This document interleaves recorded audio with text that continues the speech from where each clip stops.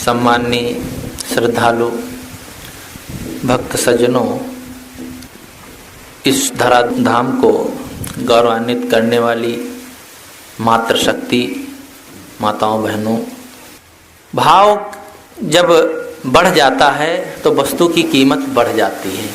Market में जब जाते हैं तो कहते हैं कि अमुक चीज़ का भाव घट गया है, तो भाव जब घट जाता है तो नुकसान होता है व्यापारी को, और भाव बढ़ जाता है तो फायदा होता है। हमारे जीवन का ये व्यापार है, हमारे धर्म का परमार्थ का व्यापार है।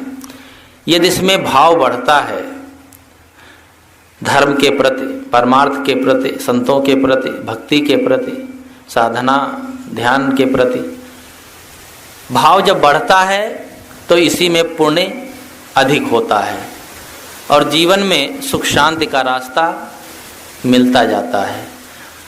जब भाव घट जाता है, प्रेम श्रद्धा घट जाते हैं, तो आदमी करता तो है कर्मकांड औपचारिक रूप से, लेकिन उसका कोई विशेष महत्व नहीं होता है और जीवन में कोई खास परिवर्तन भी नहीं आता है। इसलिए ये भाव होना चाहिए। अभी डॉक्टर साहब कह रहे थे कि हमारा मन ऐसा हो कि हम किसी के प्रति न तो गलत सोचें और न कोई ऐसा कार्य करें जिससे दूसरों के लिए बाधक हो।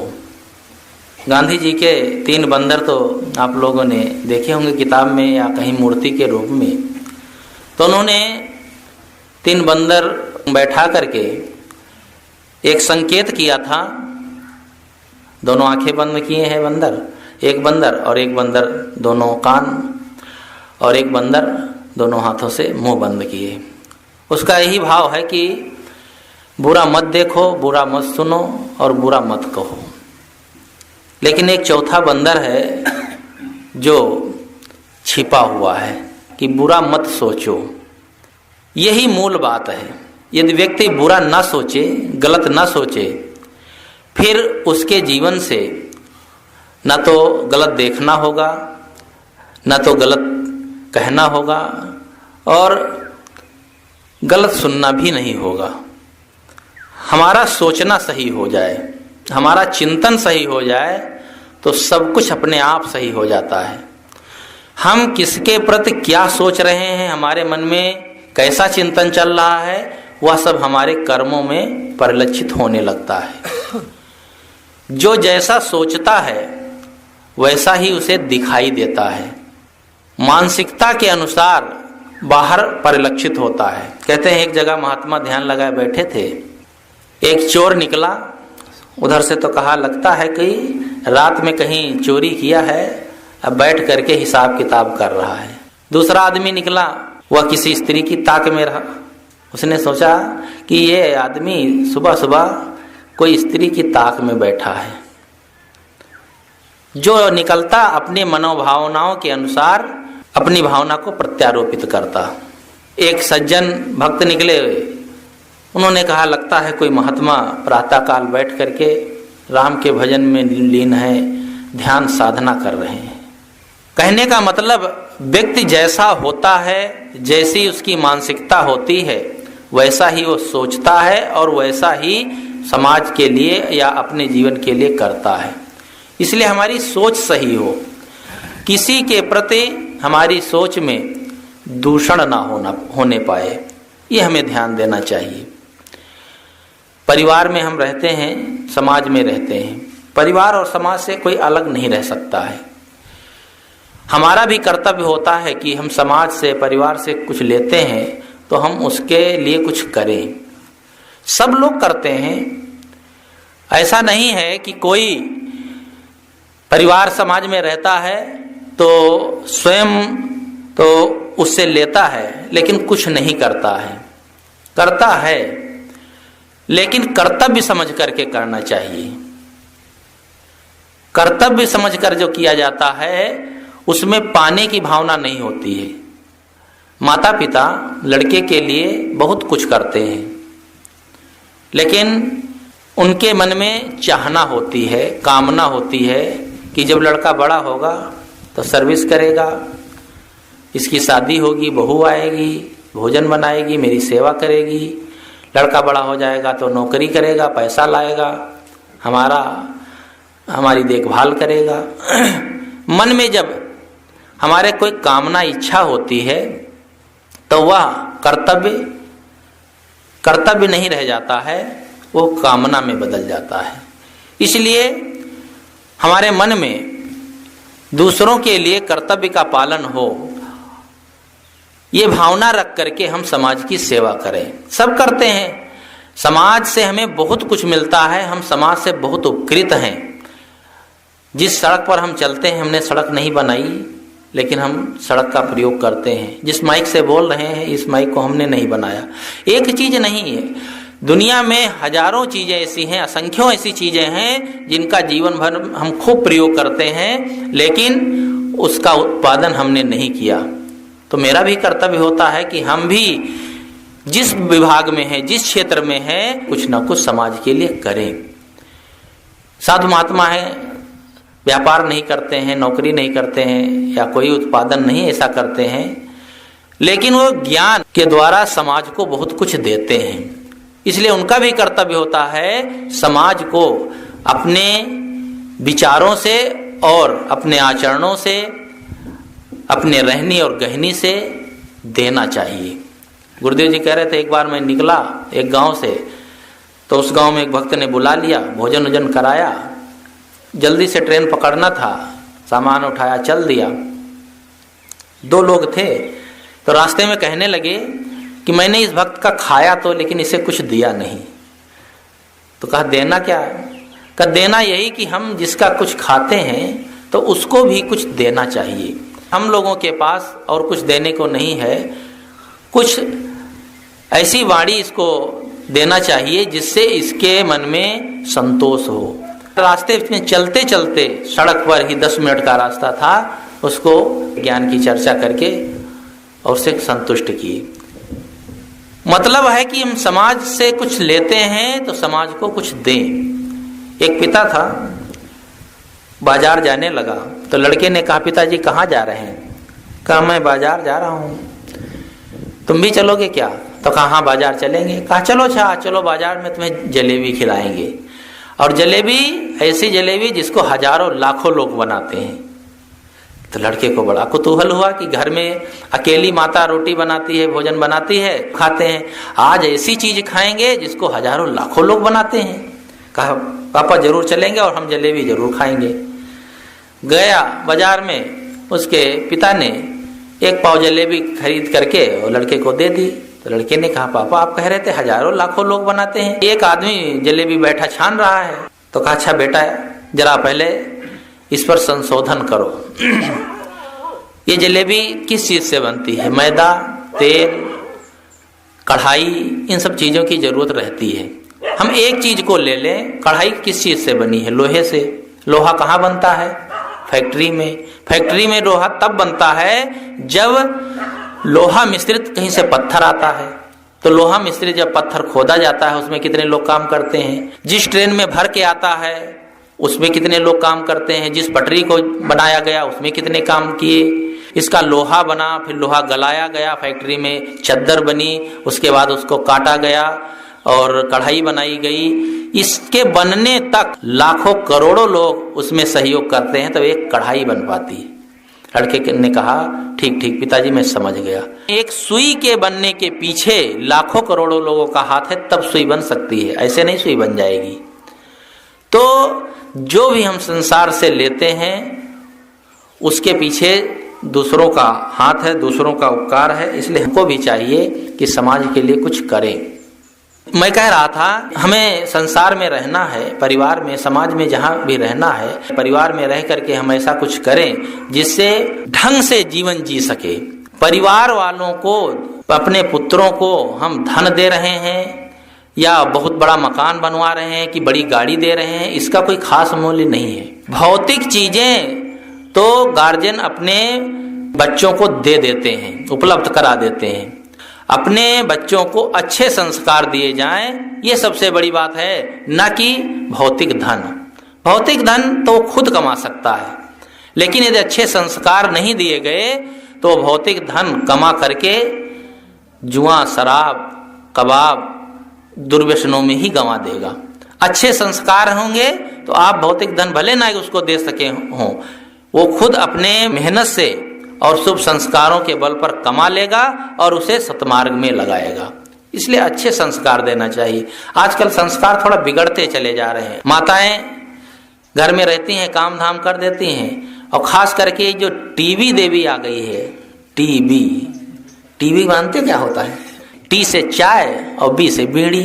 एक तो टीवी वो है, चाय और बीड़ी यानी चाय और नशा, एक टीवी ये हो जाती है। एक टीवी होती है जो शरीर में रोग होता है, वो रोग होता है टीवी, और ये टीवी इसी से होती है, नशे से। और एक टीवी जो है जो सबके घरों में कमरे में सजाई हुई रखी है, सबसे ज्यादा नुकसानदायक वही टीवी है। वह टीवी आदमी को बचपन से ही खोखला करना शुरू करती है। काम की चीजें कितने लोग देखते हैं, धार्मिक चैनल या और भी समाचार की बातें नहीं देखते।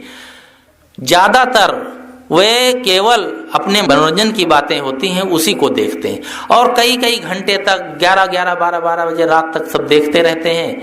अब बच्चे भी बैठे रहते हैं, माता पिता भी उसी में झूमे रहते हैं। बच्चों की पढ़ाई लिखाई कैसे हो सकती? ऐसे ऐसे कुत्सित विचार आते हैं, ऐसी ऐसी बातें उसमें आती हैं, पता नहीं कैसे देख लेते बच्चों के सामने। तो कुत्सित विचार, गलत विचार माइंड में खूब आते हैं। इसलिए इसका प्रयोग बहुत सोच समझकर और कम से कम करना चाहिए। जितना काम चल जाए, कोई समाचार सुनना है या कोई धार्मिक चैनल है तो कुछ देर के लिए। इसलिए ये टीवी से बच्चों को बचाए रहे। खुद भी जब बचेंगे तब बच्चों को बचा सकते हैं। माता पिता यदि खुद उस तरह से नहीं व्यवहार करेंगे तो बच्चों को कैसे बचा सकते हैं? और दूसरी बात है कि बच्चों को सही सीख दें। सही सीख नहीं देते हैं, गलत सीख देते हैं। अब तो पढ़ा लिखा समाज हो गया है तो बच्चों से सही बात करता है। देहातों में देखा जाता था कि बच्चे अगर कोई भी बात गलत कर रहे हैं, गलत काम कर रहे हैं तो डांटते फटकारते नहीं, करते हैं करने दो, बस आंखें मूंदे हैं, वो काम धाम कर दें, गाय भैंस चरा दें, बस उसके बाद कैसे रहते हैं उनसे कोई मतलब नहीं। सही सीख नहीं देते हैं। घर में भी माताएं जो समझदार नहीं है, बच्चा है छोटा सा, एक डंडी देंगी, कहेंगे दादी को मारो तो बेटा, तो दादी को डंडी से मारता है। जब बड़ा हो जाता है तो दादी तो मर जाती हैं, तो बचते हैं मम्मी पापा, उनको डंडा से मारता है। और मारता इसलिए है कि बचपन में उसे डंडी से मारने को सिखाया गया। बच्चे को सिखाना चाहिए दादी के पैर छू लो, उनको भोजन दे आओ, पानी दे आओ, तब वो ये संस्कार पड़े। लेकिन मारने को, गाली देने को, बाल नोचने को जैसा सिखाओगे वैसे ही तो बच्चे सीख जाएंगे। इसलिए बच्चों को सही सीख देना चाहिए, गलत सीख नहीं देना चाहिए। गलत सीख देने से वैसे बच्चे हो जाते हैं। एक मनोरंजक उदाहरण है, एक बहन थी, उसका जो बच्चा था बड़ा शैतान। कुछ बच्चे होते हैं ना बड़े उद्यमी होते हैं, लेकिन ये बात नहीं है कि बच्चे शैतान हो, उद्यमी हो बचपन में तो उनका संस्कार सदैव ऐसे रहता है। कभी कभी धीरे धीरे समझदारी भी आ जाती। जब विवेकानंद की माँ एक बार गई देवी माँ के यहाँ तो मनौती किया कि मेरे कोई बच्चा हो जाए, तो कई वर्षों के बाद उनको बच्चा हुआ। तो उन्होंने समझा कि देवी माँ की कृपा से हुआ है, लेकिन बचपन में इतने वे शैतान थे कि परेशान कर दे। तो उन्होंने कहा देवी मैया तुमसे मैंने पूत मांगा था, तुमने तो भूत दे दिया। लेकिन वही भूत पूरी दुनिया में भारत का नाम भी पैदा कर लिया। चंचल बच्चे वैसे ही होते हैं जैसे चंचल घोड़ा होता है, तेज होता है, लेकिन उसे संभाल लिया जाए तो उनको संभालना चाहिए। वो जो बहन थी अपने बच्चे को जब लेकर कहीं जाए तो बच्चा कहे कि मम्मी मैं पेशाब करने जाऊंगा, तो मम्मी मैं टट्टी जाऊंगा, तो कहीं कुछ, तो बहुत परेशान करे। तो बहन ने कहा ऐसा है, इसको कुछ समझाना पड़ेगा। घर में गई, कहा देखो बेटा तुम्हें पेशाब लगे तो ये पेशाब जाऊंगा, ये सब ठीक नहीं लगता है लोगों के बीच में, कहीं दावत में बैठे हैं कहीं, कह दिया करो मम्मी मैं गाना गाऊंगा। तो गाना गाने जब कहोगे तो मैं समझ लूंगी तुम पेशाब करने है, तुमको पेशाब करा दूंगी बाथरूम।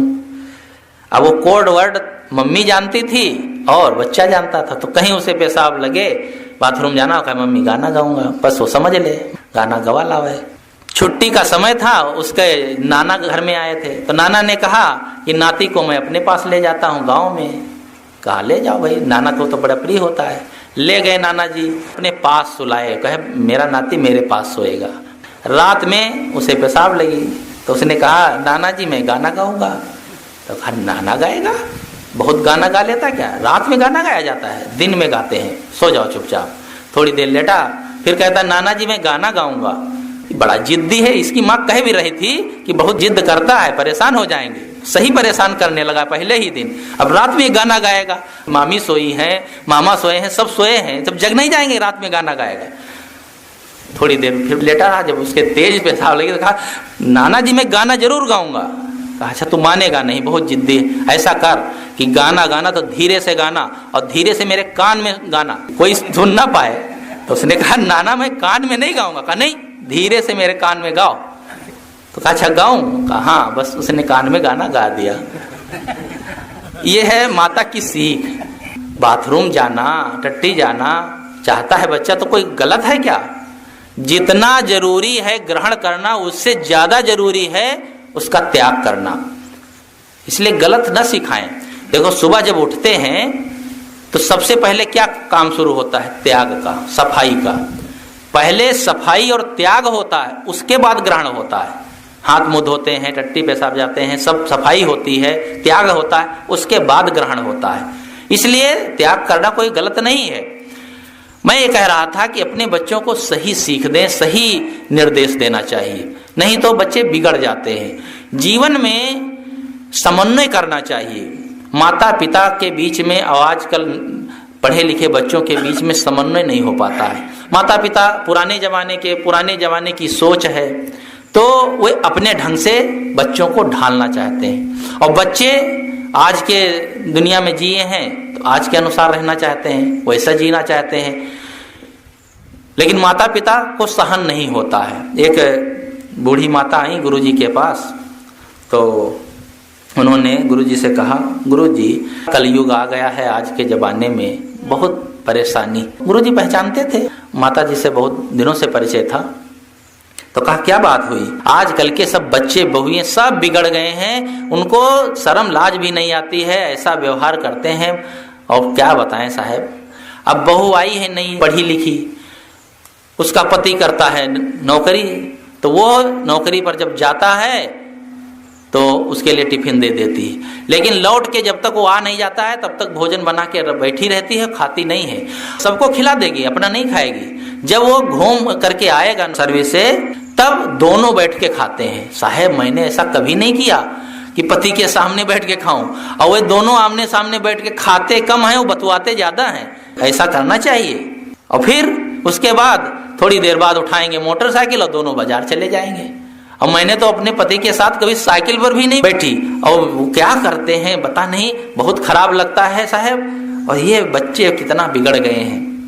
साहब ने कहा तो इसमें क्या खराबी क्या है पहले बताओ। का खराबी आपको लगती नहीं है क्या? इस तरह से कहीं व्यवहार करना चाहिए। कहा देखो कोई बात नहीं है, और वो दोनों आकर के एक साथ बैठकर खा लेते हैं, बातचीत कर लेते हैं, तो तुम्हें क्या परेशानी हो रही है?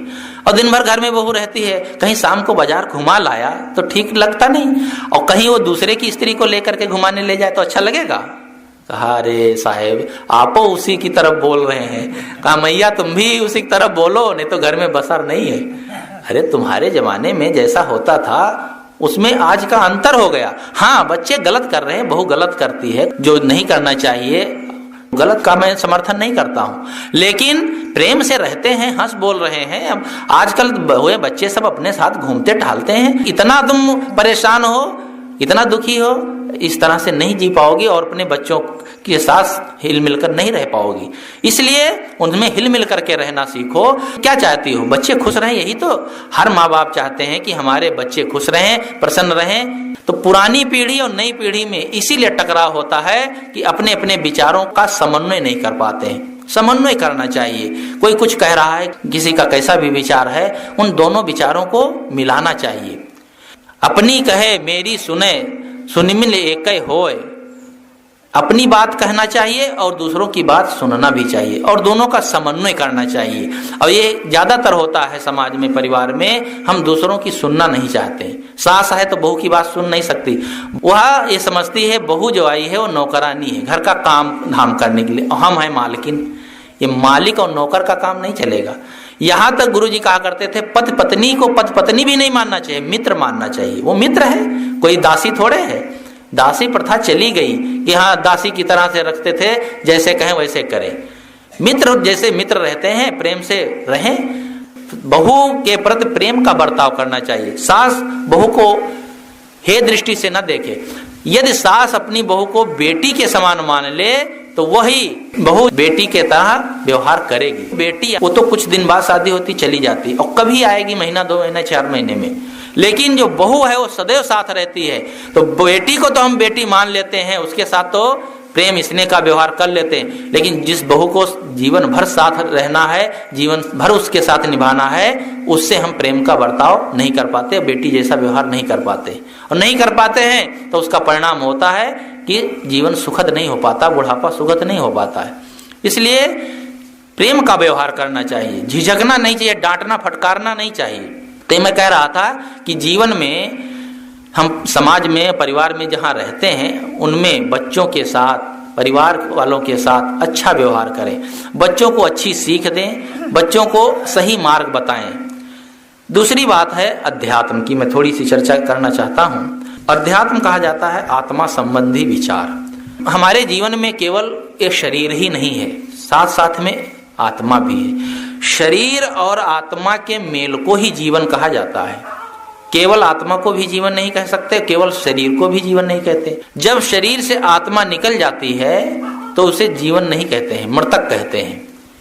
शरीर में सारी इंद्रियां मौजूद हैं लेकिन आत्मा भर नहीं है, इसलिए उसको जीवन नहीं कहा जाता है। जब शरीर और आत्मा के मेल को जीवन कहा जाता है तो दोनों का बराबर का हिस्सा होता है। हम शरीर के लिए तो 24 घंटे मेहनत करते हैं, सुबह से उठते हैं और शाम तक, यानी पूरा जीवन शरीर के लिए ही हम मेहनत करते हैं और उसी के लिए आत्मा के शांति के लिए, आत्म सुख के लिए हम कितनी मेहनत करते हैं, कितना समय देते हैं। घंटा 2 घंटा भी समय नहीं दे पाते हैं कि बैठ करके कभी कोई अच्छी ग्रंथ पढ़ लें या धर्म के प्रवचन सुन लें या कोई धार्मिक चर्चा कर लें या ध्यान चिंतन कर लें, नहीं कर पाते हैं। और यही कारण है कि हमारे जीवन का असंतुलन हो गया है। जैसे कोई आदमी चल रहा हो, एक पैर बहुत आगे कर दे और एक पैर बहुत पीछे हो जाए तो न चल पाएगा और न खड़ा हो पाएगा, गिर जाएगा। इसी प्रकार से हमारे जीवन का असंतुलन ये हो गया है कि हम भौतिकता में तो बहुत आगे निकल गए लेकिन आध्यात्मिकता में बहुत पीछे हो गए। इसीलिए अशांति का कारण बन जाता है। हमारे जीवन में दोनों का समन्वय होना चाहिए, अध्यात्म और व्यवहार दोनों का। अध्यात्म में हमें सोचना चाहिए हमें मनुष्य जीवन क्यों मिला है और इसकी शांति का क्या शांति कैसे मिलेगी। धर्म के क्षेत्र में भटकने वाले जो मार्ग हैं उसका त्याग करना चाहिए। जादू टोना जंतर मंतर ग्रह लगन मुहूर्त ये सब में आदमी खूब भटकता रहता है और धर्म के नाम पर ये सब जो धंधा करने वाले हैं लोगों को खूब भटकाते रहते हैं। तुम्हारे पर ग्रह टेढ़ा है तो ये मुहूर्त में काम नहीं बनेगा, अमुक मुहूर्त निकालो, अमुक समय में होगा। दूसरे के लिए बताते हैं कि तुम्हारे भाग्य में ये लिखा है। भाग्य कहाँ लिखा रहता है? हाथ देखते ना, हाथों की लकीरें, हाथ में भाग्य लिखा रहता है। चलो भाई हाथ में भाग्य है। अच्छा, जिसके हाथ कट जाते हैं उसका भाग्य गायब हो जाता है। कई लोग होते हैं उनके हाथ नहीं होते हैं तो क्या होता, भाग्य खत्म। एक महात्मा है, दोनों हाथ नहीं है, यहाँ से कटे हैं, अब बड़े अच्छे प्रवक्ता हैं और बहुत उनका अच्छा भाग्य है।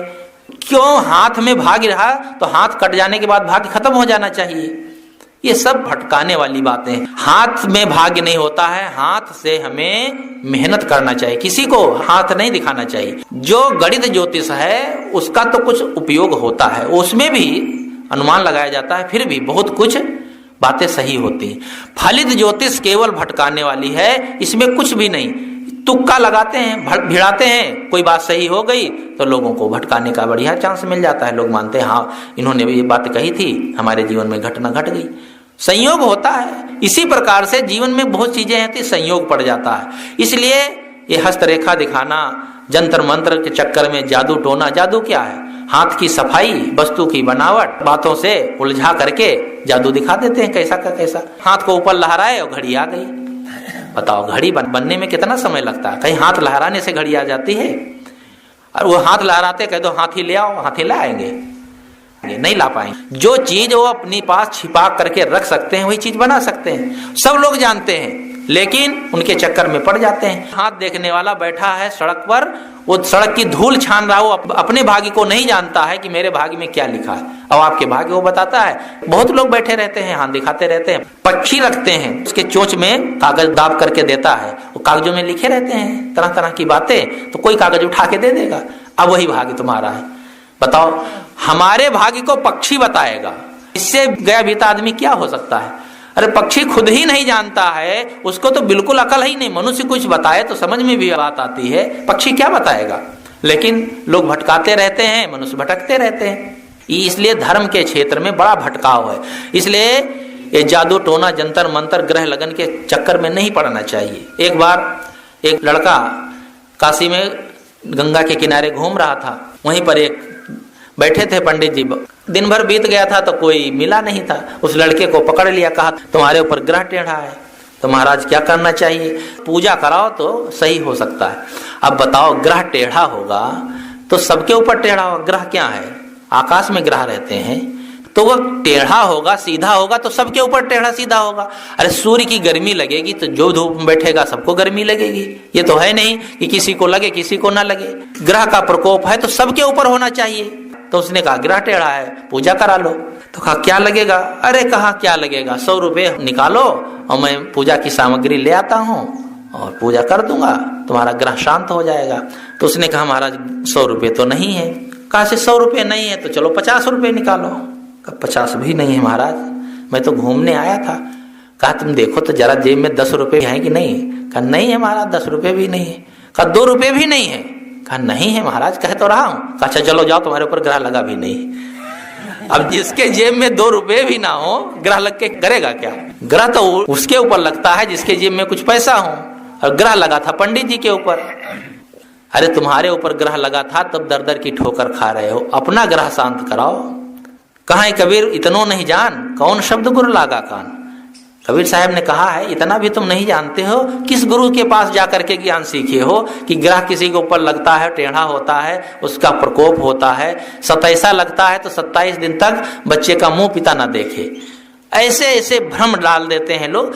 ये कोई जरूरी नहीं है कि पंडित लोग ही ऐसे होते हैं, सब मत पंथों में, संप्रदायों में ये पुरोहित लोग यही करते हैं। हर जगह ठकाई विद्या का ये काम होता है, इसलिए इसे बचना चाहिए। तो मैं कह रहा था कि अध्यात्म के क्षेत्र में, धर्म के क्षेत्र में भटकाने वाले बहुत मिलते हैं, इसलिए इस भटकाव से हमें बचना चाहिए, भटकना नहीं चाहिए। चमत्कार क्या होता है? 16 आना झूठ। चमत्कार नाम की दुनिया में कोई चीज है ही नहीं। चमत्कार उसे कहते हैं जो अचानक हो जाए, जो कारण कार्य की व्यवस्था से रहित हो। आकाश में महात्मा जी घूम लेते हैं, पानी पर चल देते हैं और बिना खाए पिए हजारों वर्ष जी लेते हैं। ये सब जितनी बातें हैं ये सब चमत्कार की बातें हैं। प्रकृति के नियम के विरुद्ध तो कुछ भी होता ही नहीं है। जो भी होता है प्रकृति के नियम के अनुकूल होता है। पहले के जमाने में हो चाहे आज के जमाने में हो, प्रकृति के अनुकूल ही होगा। हाँ, कुछ बातें ऐसे नहीं जान पाते, जैसे मोबाइल है। अब इस मोबाइल को कोई महात्मा बनाया होता तो कहते चमत्कार है, बताता थोड़े कि कारण कार्य की व्यवस्था है। कारण कार्य की व्यवस्था से कोई भी कार्य बनता है, अचानक नहीं बनता है। तो कहने का मतलब है कि जीवन में जो भी कार्य होता है वो प्रकृति के नियमों के अनुकूल होता है।